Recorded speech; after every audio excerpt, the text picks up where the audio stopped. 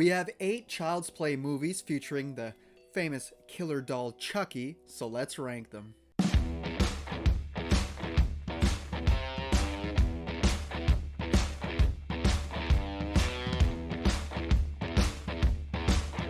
Hey guys, welcome back to the channel. Hope you're having a good one today. I'm the movie ranker, and today I'm going to be ranking all 8 Child's Play movies from worst to best. Yes, this is Chucky, the biggest killer doll there ever was. Really fun movies, great franchise in my opinion, and we have 3 seasons now of the TV series. They're on season 3 anyway at this point. And unfortunately I never got to watch the series. I only watched the first episode. Not a big TV series type of guy, but I'll have to jump on this whenever it wraps up, or maybe when season 3 is done I'll binge through it. But the movies range from good to not so good, but we're going to get into that. Just make sure to drop your Chucky rankings in the comment section below. Let's dive right in. So for me, easily coming in the last place at number 8, I have to give it to Seed of Chucky. Not uncommon to see in people's rankings, this one at the very bottom, and there's good reasons for it. I don't hate it as much as most people. I'm more mixed on it. They definitely leaned way too far into the dark comedy side of things and kind of dropping the horror aspect, if you will. I do love Chucky, though. I do love Tiffany. Them two are still great in the film. Their kid, not so much. Their son, their daughter, whatever it is, Glenda. Very odd character choice. You would figure the son of Chucky would be like this ruthless killer, evil doll, but no, this one pisses his pants, is nicknamed Shitface, doesn't understand its gender. It's having a gender identity crisis. And it is funny to watch Chucky and Tiffany try to use their parenting skills on him, because they really don't have any. They're pretty terrible parents. And them trying to stop killing, and Tiffany calling the helpline and being like, I need help, I can't stop thinking about it, while Chucky just embraces it. That stuff's kind of cool. It's just the Glenn character himself is kind of dumb. Most of the jokes in here don't exactly land either. They're more eye-rolling than laugh out loud. But I will say, I always enjoyed the intro, Glenn's dream that he's having, this nightmare, where it's actually horror, him going around and murdering people in this house. That's great. But then when he wakes up, the movie becomes pretty bad. I mean, the kills are pretty decent. We get that great kill with Redman losing his intestines. They're all falling on the floor. That's pretty cool. Very odd to have Redman in here, though. Or like Tiffany calls it, Redman. Or Jennifer Tilly. Really, that's another thing about this film. It's kind of confusing because it tries to be self-aware. Like, Jennifer Tilly plays Tiffany, but then Tiffany finds the actress Jennifer Tilly, the actual actress, and wants to swap bodies with her. It gets confusing, but it's kind of fun. But yeah, this movie does get a little too odd and bizarre for me, especially everything revolving around the Glenda character. And the third act gets pretty bonkers. We get a whole scene where they're trying to impregnate Jennifer Tilly artificially with a turkey baster. And I thought, like, why is there so many turkey basters in horror movies? Doing the same thing. Like, this, Don't Breathe. I don't even want to think about it. But yeah, very bizarre film. Definitely the weakest of the franchise. It relies too much on silly, goofy comedy that doesn't land most of the time, where it should have been focusing more on the horror elements. But I don't think this is a dumpster fire like Freddy's Dead and movies like that, Jeepers Creepers 3 or Reborn. I think this one's at least better than those, but it's still the bottom of the barrel when it comes to Chucky. Up next at number 7, I got Cult of Chucky. Now this one, it has potential to be great, but they dropped the ball a few times. For starters, the whole cult itself, when they start making multiple Chuckies, is a cool idea, but I don't like the way it's executed in this film. Especially at the end when you got all these Chuckies acting like they're friggin' the Three Stooges with their stupid haircuts and hitting each other, and that, again, leaning too much into that weird, goofy comedy that doesn't quite work for me. I much prefer them to stay in the horror lane like they do for the first half of this movie when they're in the asylum, which is a great location. You know, there's nowhere to go. You got all these mental patients with different problems going around. So a lot of these characters aren't exactly believable, especially Nika being put in there. You know, she's not crazy. You know that Chucky is actually doing all the killings in that, but no one else does. And putting her in this situation really ups the tension.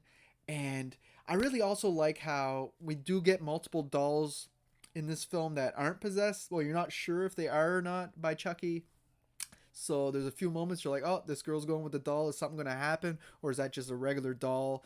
All those mystery elements work really well. And the kills are pretty cool too. I mean, obviously, that one kill throwing back to Bride of Chucky when he breaks the glass and it comes down and chops the girl all up on the bed. It's reminiscent of the waterbed kill in Bride of Chucky. Yeah, the first half of this movie is pretty phenomenal, if you ask me. That girl keeps breastfeeding Chucky and thinking it's her child, and then she gets like little bite marks on her and everything. Great stuff in there. But again, they drop the ball in the third act. It gets completely too goofy. There's way too many loose ends. Like Andy, it's cool to see him back in the franchise, but he's pretty useless in here. I love that he has like the actual Chucky head with him, and he's like torturing it and blowing smoke in his face. And that stuff's great, but it doesn't really go anywhere. You see him at the first, and he arrives at the asylum at the end with what you think he has this big plan, but it's really nothing. He ends up getting himself put into the asylum, and that's it for him. Basically, he has this little fight with one Chucky doll, gets a gun from him, but gets locked into the room himself. So, kind of goes nowhere, feels pointless, feels like he's just there to say, hey, Andy's back. So, Andy's storyline doesn't really go anywhere. Nika, it's cool that she gets possessed by Chucky. She gets up, starts walking, like, okay. And then the movie kind of ends right after that when she walks out. It's like, well, now I'm interested to see where this goes. And knowing now that we'll never get a follow up film is very disappointing to a lot of things in this final act that don't really go anywhere or are left open. I hate that. Apparently, the TV series answers a lot of these questions. It continues the storyline.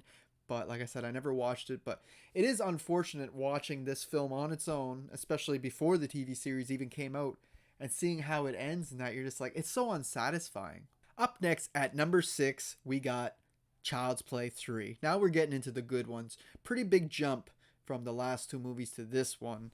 I thoroughly enjoy Child's Play 3. It has a cool setting at the military academy or the school for youth.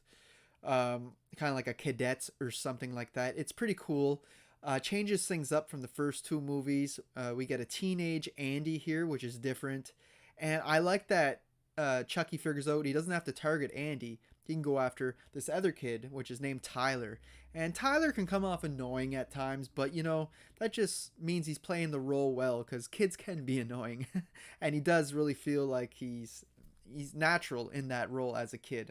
I think he does a great job. I think all the drama between all the different cadets and like Andy and him getting punished for talking back or looking at the head army guy, all the little things like that are real nice. Great characters in here. I like the barber. He's pretty fun, especially when Chucky gives him a cut, but a cut to the throat. And yeah, Chucky's great in here too. He gets the most one-liners up to this point. He's really starting to become the Chucky we all know and love. That kind of started in part 2, but this one I feel like they really cemented that. Yeah, the kills are all pretty decent. We do get one ridiculous scene, which is kind of fun but kind of stupid. To me, anyway. Maybe this is realistic and I just don't know anything, but there's a scene where they get these Springfield rifles, but you're able to put in these paint bullets. Like a regular paintball guns have these circle balls, like I played paintball before. So this is so weird having a real rifle that you can switch out real bullets for these ones with paint tips. And I'm like, that's so dangerous. And you see why in this movie, because Chucky takes one team's paint bullets and switches them with real ones. And it makes for a cool scene, like when the kids are getting fired at with real bullets. But at the same time, you're like, that can't be real. There's no way there's guns like that. But let me know down in the comments if there is actually rifles that could be switched to paintball rifles. But to me, that's just extremely dangerous, like especially with kids like this, these teens. But yeah, I enjoy this movie way more now than what I did in the past. I used to be pretty mixed on it as well. I used to find it kind of dull. but I learned to love the characters. I like the setting, like I said, and has a really cool third act too, where they go to like this neighboring amusement park or like a circus or whatever, and they end up like in this haunted ride type thing. And you get that crazy look from Chucky when he gets his face half sliced off. Really cool look of his. And yeah, it's an enjoyable Child's Play movie, especially if you're watching the original run. You don't want to miss this one. Up next at number 5, I got Bride of Chucky. Another fun entry. Now, if you were asking me when I was like 12 years old, what's my favorite Chucky movie, it would have been this one without a doubt. I probably would have gave it a 10 out of 10 back then.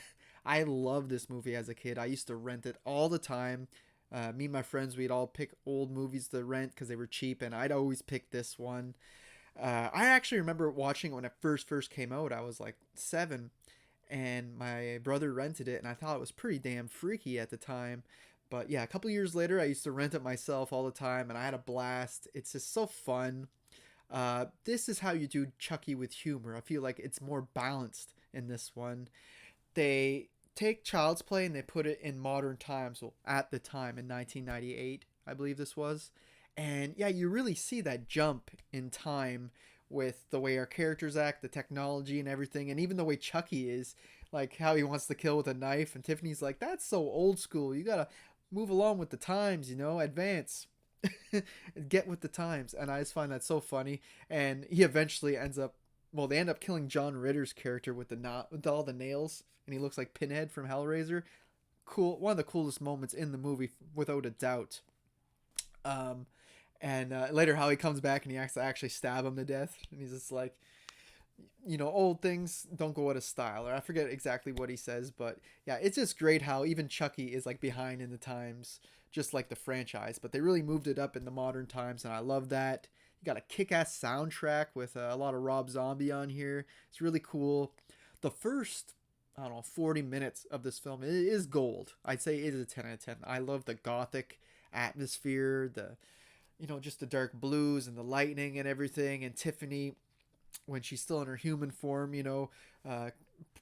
doing voodoo and conjuring up Chucky again to be back in the doll, and her sewing him up to give him his best look to date. To me, this is the look I think of when I think of Chucky, with all the stitches and his messed up eye and everything. It's just so cool, so badass, and I feel like this is the look that should be cemented into pop culture for Chucky. It is definitely my favorite look. So good. And his look continued to be good in Seed of Chucky. That's another good thing about that shitty movie. But yeah, Bride Chucky's is so cool, but unfortunately, the thing that brings this one down a bit for me is our main leads, our two main characters. One played by Katherine Hagel, I think her name is, the chick from Knocked Up. I'm not even going to bother to look it up. But yeah, her and her boyfriend are so unlikable, I find. They start off okay, but like right away they're on the run, and the news and different people start suspecting them of doing the killings because Chucky is along the ride with them. And right away they are convinced that one of them is the killer, and they're like pointing the finger at each other and scared of each other. It's like, you guys are boyfriend and girlfriend. You guys have no trust in each other or nothing. To me, it's just not well written, and they're terrible characters. Some of my least favorite in the whole franchise. But everybody else is okay. Like I said, I love John Ritter. It's cool to see him in a horror movie like this. I do love too when they reveal themselves, Chucky and Tiffany, to the other two when they're in the RV near the end. I just wish we would have got more of that. It was cool seeing them take the other two hostage, or two main leads, and just having them hostage and making them drive to the cemetery. It's just a lot of fun, but it's so short lived, right? Because for most of the movie, they're pretending to be dolls, so the other two don't know the difference. And I know I talked about Chucky, but Tiffany is badass in here too. Jennifer Tilly's best performance, whether you're talking about voiceover with the doll or just her herself. This is the movie that she really put herself through the door in this franchise. Like, people loved her after this. I don't know if the love's still there as strong with the later entries, but this one, and she did a fantastic job. Her and Brad Dourif voicing Chucky. He always does a great job. And I don't know if Ronnie Yu was the best choice for this, but I think he did a good job, and he changed things up. Gave it that, like I said, that gothic feel with good humor that doesn't overstay its boundaries, I feel. The kills are pretty good. Like I said, you get that waterbed kill I mentioned earlier. Uh, this one, they shoot like a champagne bottle up in the glass ceiling, comes down the waterbed, cutting up the couple in there, which is great. We get a splatter kill on the highway, guy getting hit by transport. Of course, John Ritter's kill with the nails through the head is awesome. So quite a bit of cool kills here. Like I said, it's just a movie that I really loved as a kid, and I appreciate it, and I still enjoy it now. But it's no 10 out of 10 for me anymore. And the main reason for that is the main characters. I just can't get behind them. But everything else is pretty damn great. Aside, another little nitpick I have is the medallion, the necklace thing that they need to get from Chucky's real Charles Lee Ray's real corpse, so they can use it to transfer his soul again or whatever. I mean, I'm not buying it. He didn't have that on in the first movie. If you watch it, it's not around his neck, and they try to add it in and say it was later. I don't like when they try to tweak the past like that. But besides that, an enjoyable entry. Coming in at number 4, we have Curse of Chucky. Now, when this one came out, I wasn't sure how I was going to like it because it was directed by Don Mancini, who did Seed of Chucky. He was the writer of all these movies, but I'm not sure I like how he directs. And this one didn't go to theaters either. It went straight to DVD, straight to streaming. But I was kind of surprised with it when it came out. I was like, damn, this was putting the franchise back on track, removing almost all that humor that didn't work and bringing it back to this high tension, mysterious horror film about this doll that the people in the film aren't really sure if it's alive or not, right? But mysterious things start happening, like people start dying. And this one has almost that like haunted house type feel. It takes place all in this big, I'll call it a mansion since there's an elevator shaft in it. And our main lead in here is Nika, who I mentioned in Cult of Chucky. She does a great job. It's Fiona Dourif, Brad Dourif's daughter, the guy who voices Chucky. His daughter is the lead in this, which is really cool. And she does an excellent job as the character in all the movies. And having your main lead in a wheelchair really, you know, equals the playing level, I think, with Chucky, because Chucky's just this little doll, you could kick him away pretty easy, but this girl in the wheelchair, where's she gonna go? She can't go upstairs, like, there's a lot of things she can't do. But at the same time, there's a few scenes where it works to her advantage being in a wheelchair, like, when he slices her leg and she doesn't feel it, stuff like that. I thought that was just really cool. And yeah, I like all the characters in here. We got the little kid, the husband and wife, which is Nika's sister and brother-in-law, and how there's like a little affair going on. You figure it's with the guy and the nanny, but it's really the nanny and the mom. I like that little twist.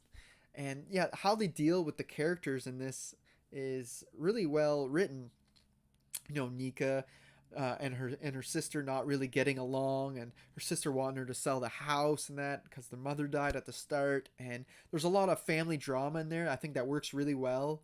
And then you add in the whole affair on top of that, and Nika's past, how she figures out that Chucky actually knew her mom and when he was in his human form, and it's the reason why she's in a wheelchair, because he stabbed her mom and it made her paralyzed when she was still in the womb. All this is so rich and really interesting backstory here that actually works within the timelines, and I really enjoy that. Chucky's look, not the greatest. And I was confused. I'm like, why? How does this make sense? How is this adding up? Until you get that great reveal of his face being peeled back and he has that badass stitched up face underneath. And you're like, hell yeah.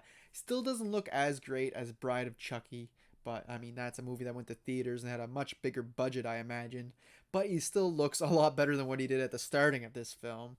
And yeah, I just like the reveal how she's peeling it off slowly, and then she ends up getting stabbed in the eye by Chucky. Great scene, great movie, great final act, great gore. A lot of great things in here. I like the scene where the husband of her sister gets his whole jaw ripped off with an axe. Really cool stuff. And how a lot of people in this movie are starting to blame Nika. They start pointing the eye at her, especially at the end, and she ends up going to court over it and everything, and they believe that she is the murderer, and she just kind of went psycho. And all that's super interesting because us as the viewer, we know that didn't happen.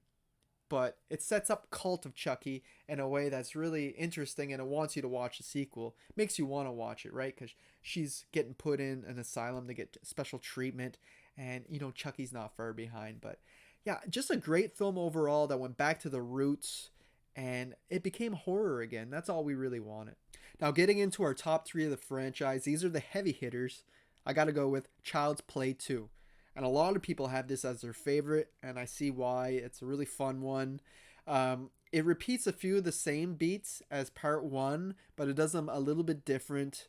This time Andy knows that Chucky's bad the whole time, but yet still nobody believes him. They all still blame him for everything that's going on. And it's just interesting because the first movie, obviously, Andy was thought he was best friends with this doll, even though he thought the doll was bad, but he still kind of hung out with him and was friends, but still no one believed that the doll was doing it. But in this one, he doesn't want anything to do with Chucky, and he's always kind of on guard to fight him off if he has to. And this is really where Chucky became the Chucky that we know. He's starting to have more one-liners, he's getting more witty, a little bit more self-aware. And it's just a lot more fun than the way the first movie plays out in that regards, in the Chucky regards.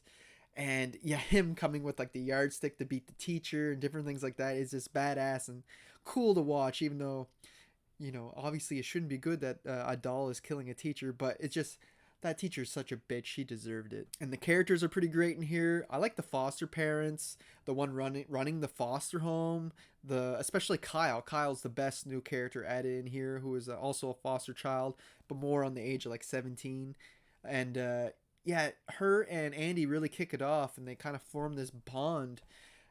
This really like brother and sister type bond, and which is real nice because you find out that Kyle's been in and out of foster homes all the time. She never really had a real family. So it's nice to see her connect with someone, even though it's Andy who's much younger than her. And this all leads to a great final act with them two battling out Chucky in the toy factory, which, this is what really puts this film up there as the third act. One of the best third acts in the franchise. It's just so cool. This one thing after another, Chucky, getting stapled to something, losing his hand, and just turning it into like a dagger, like putting a dagger in there and taping it. So badass. He looks really cool with that.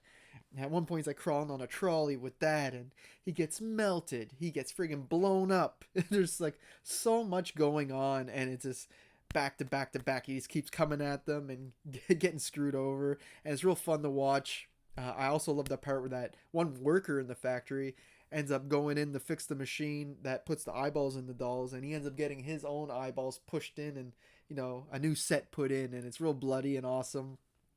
Like I said, the kills are pretty cool in here throughout the entire film, actually. One of my favorites is the one who runs the foster care place, how she dies in the photocopier, and you see all the copies coming out. Real cool. Yeah, just a badass sequel. Obviously, I still prefer the original because I haven't mentioned it yet, but this one makes a great pairing, not just with the first film, but with the third as well. The original trilogy works really well together. And I will say that Alex Vincent, I think his name is, who plays Andy, he does a much better job in part two. I don't give him any hate for not being great in the first one with his line deliveries and that, because, man, he was just a little kid. But in this one, it feels like he got a little more disciplined, a little more mature, even though it's only been like a year or two. And yeah, he gave a little bit better performance. But overall, great film with a badass final act. Coming in at number 2, now this might be a hot take, but I'm giving it to Child's Play, the 2019 remake or reboot, whatever you want to call it, reimagining, if you will. Now, there's two types of people. There's people who hate this movie, much prefer Megan, and then there's people like me that much prefer Child's Play.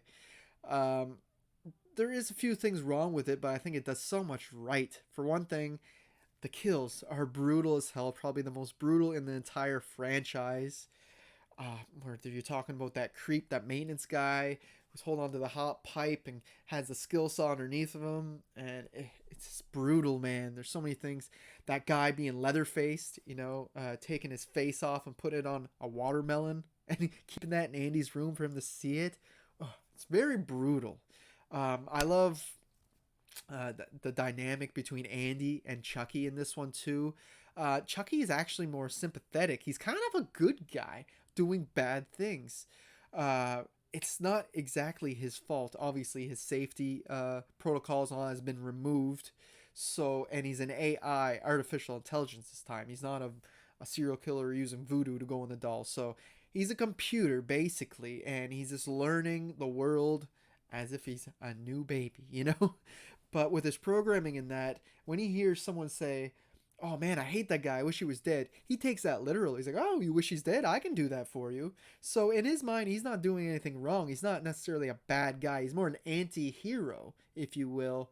And it's just a really unique direction to take this character and making him sympathetic. I can't defend his look though. Okay, he looks awful. He looks like he's been melted and all out of shape from the sun. I don't know what they were thinking with this.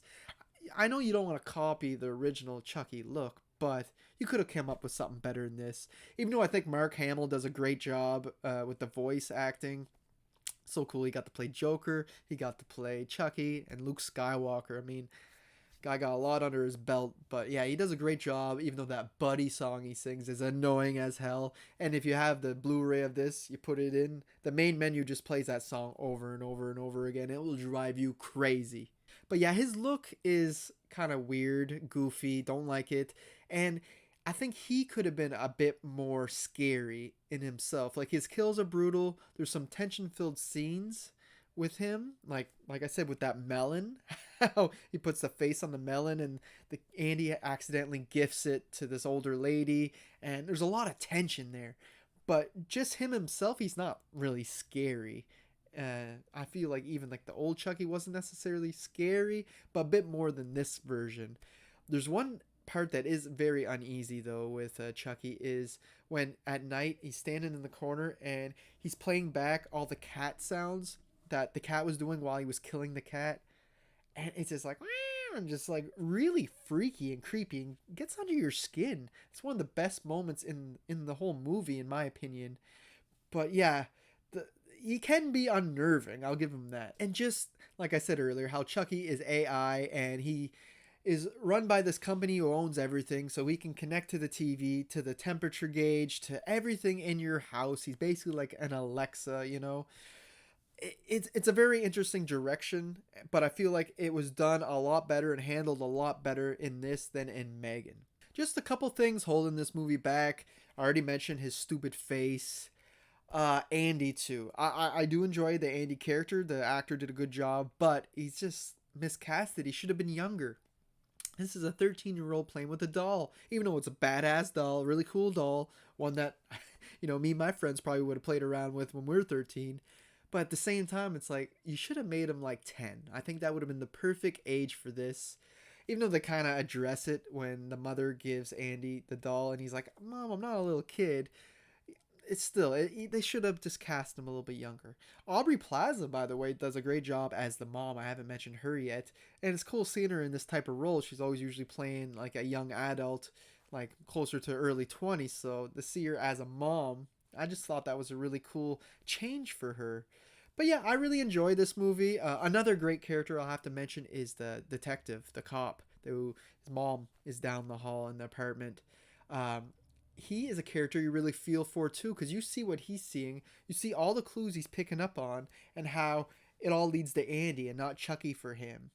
And especially when they find the face on the melon and he recognizes the wrapping paper from his mom's house. And I just feel like he's a great character. I would love to see more of him actually. So while the movie has its flaws, I just really appreciate it for, just not doing a copy and paste of the original film. That movie is already great. As you may know, I never mentioned it yet in this ranking. So why would I want to re-see it in a modernized setting? No, I don't. If you're going to remake something, do your own thing. It's not always going to work. Sometimes we're going to hate it, but at least you took a try. You did something a little more unique and original than just copy and pasting. And I like this reimagining of Chucky, and I would like to see a sequel of this remake. But for me, easily coming into first place in this ranking is Child's Play from 1988, the original. I've always loved this movie, and it's not just because it's the original film or whatnot. I've seen these movies many, many times, and this one just gets better with age, and I love how basic and straightforward it is. It doesn't get all convoluted with crazy side characters and voodoo and stuff. There is voodoo in here, but not a whole lot, like random spells to make a cult or whatnot, you know. It's basically just getting into a doll and getting out of a doll in this one. And yeah, it's just written so well. It's very heavy and it's mystery and tension. Like, we know from the starting that the killer is in the doll. We see it happening, the transfer from Brad Dourif going into the doll to start, which is a great opening. But I love how the mom and no one else suspects the doll, and they keep blaming Andy. And you know, Andy wearing the good guy type shoes and everything, it really gets him in trouble when you see these foot traces going through the flour after a death. And you know, obviously they're not suspecting Chucky, which is the great part. And it just keeps building and building on this tension, and you're like, I hope this kid doesn't get hurt in the process, right? Because he's hanging with Chucky way too much. And I like when Chucky goes on his own little side adventure to go see, like, for one thing, the guy who screwed him over in the getaway, and he like blows up that house. Or when he goes to see the guy who taught him the voodoo, and you get this great kill where he's like busting up the voodoo doll, breaking all of his bones and everything, and you're seeing it happen in real time. Great stuff. And just a little bit of lore and mythology they do give us is just enough. It's perfect. Where, you know, we find out that, you know, Charles Lee Ray was the strangler of the area. He was a big serial killer, but he also dabbled with this voodoo, right? And yeah, it just makes for a really interesting character in Chucky himself. Now, we don't get Chucky running around cracking 1,000 jokes or anything. He does give one or two little lines here, like when he's going up the elevator, he's like, fuck you, to that couple. I think they call him ugly or something like that. There's just little things here and there, but they don't overdo it. This one actually feels like a horror movie from start to finish, even more than the sequel did.